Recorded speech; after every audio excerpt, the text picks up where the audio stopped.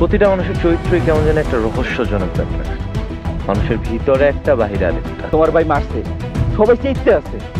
তাইলে আপনি যে হ্যালো বন্ধুরা, আপনাদেরকে জানাচ্ছি রায়হানের চ্যানেলের পক্ষ থেকে স্বাগত।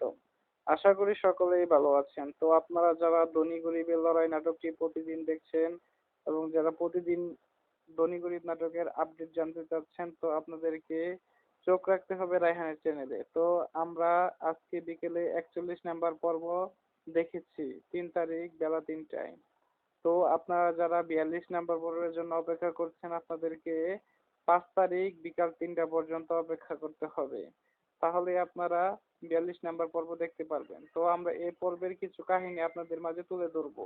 তো আপনারা আমার সাথেই থাকবেন। তো বন্ধুরা, আমরা দেখতে পাচ্ছিলাম যে রিমাদের বাড়িতে লিমন এসেছিল রিমার সাথে কথা বলতে, কিন্তু লিমনের মনে অন্য কিছু ছিল এবং সেটা সোহাগ বুঝতে পারে।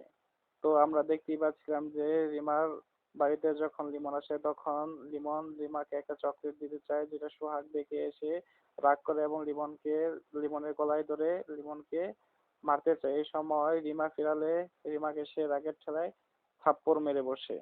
তো আপনারা কি মনে করেন, এরপরে কি রিমা থাকবে? আশা করি রিমা থাকবে না। তো আমরা এই পর্বে দেখেছিলাম যে রিমা চলে যাচ্ছে এবং লিমন এবং মুরলরা সকলেই তাদের প্ল্যান মতো সাকসেসফুল হচ্ছে। আমরা আরো দেখি যে লিমন তার বাবাকে বলছিল যে, বাবা, তোমার কথায় আমরা এসব কাজ করছিলাম, এসব কাজ করা কি আমার ঠিক হচ্ছে? তখন তার বাবা বলে, সবকিছুই ঠিক হচ্ছে, কিন্তু আমরা জানি তো লিমন মন থেকে তেমন খারাপ না, কিন্তু তার বাবার কথা মতন সে সব কাজ করছে। তো রিমা এদিক থেকে বাড়ি থেকে বের হয়ে চলে আসে এবং পথে লোটাসের সাথে দেখা, এবং লোটাসকে সে বলে যে, আমি যে ভুল করেছি তুইও কি সে ভুল করবে? এসব কথা বলে যাতে লোটাস লতিফের সাথে প্রেম না করে। এদিকে রিমা তার ছোট মার কাছে বলছে যে তার জামাই নাকি তাকে মারছে সোহাগ, কিন্তু আমরা তো সকলেই জানি যে সোহাগ কি কারণে তাকে মারছে। কিন্তু এখানে রিমারও দোষ আছে, তার কেন তার ভাইয়ের সাথে দেখতেছে, তার ভাই তাকে প্রেমের প্রস্তাব করতেছে, তারপরেও কেন তার ভাইয়ের সাথে এত রং ডলাডলি করতে হয়। এদিকে আমরা দেখি যে লোটাস আর লতিফ যখন পুকুর পাড়ে বসে কথা বলছিল, তখন লোটাস লতিফকে বলে, তুমি কি আমাকে ভালোবাসো না? আমার বাবা সবকিছু মেনে নিয়েছে তোমার আমার বিয়ের কথা। কিন্তু তখন লতিফ বলে যে, আমি তো তোমাকে ভালোবাসি না, আমি সুলতানাকে ভালোবাসি। তো তখন লোটাস রেগে বলে যে, তো রিমা ঠিকই বলছো যে তোমরা সকলে একই রকম, বুঝছেন না? আমরা দেখতে পাচ্ছিলাম যে তার জ্যাঠামশাই মানে লোটাসের বাবা যে চালটি দিয়েছে সে চাল মতনই চলছে খেলা। তো আপনারা আশা করি খেলাগুলো দেখবেন আরো কেমন লাগে।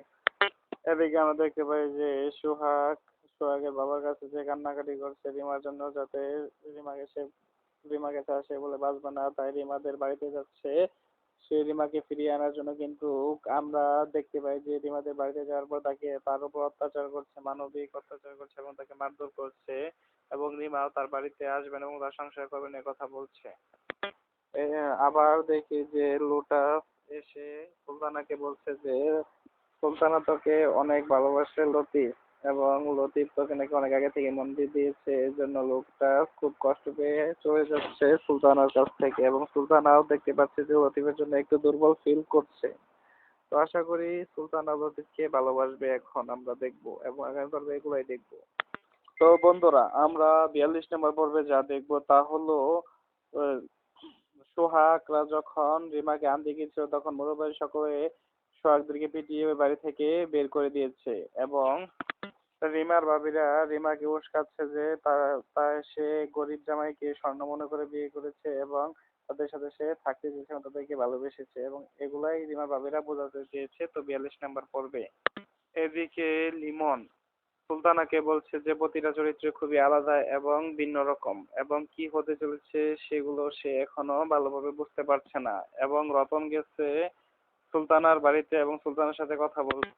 সুলতানা বলছে যে তাদের মোড়ল বাড়ির লোকেরা কি এখন তাদের উপর আবার হামলা করবে। তো আশা করি রতন সোহানাদের পক্ষেই থাকবে, এবং রিমা আস্তে আস্তে তার ভুলগুলো সে বুঝতে পারবে এবং লিমনও তার ভুলগুলো স্বীকার করে নিবে। তো বন্ধুরা, আপনারা যারা আমার চ্যানেলটি দেখছেন এবং আমার চ্যানেলের পাশে আছেন, আপনাদের সকলকে অসংখ্য ধন্যবাদ। আশা করি সকলে আমার পাশে থাকবেন। তো ধন্যবাদ সকলকে।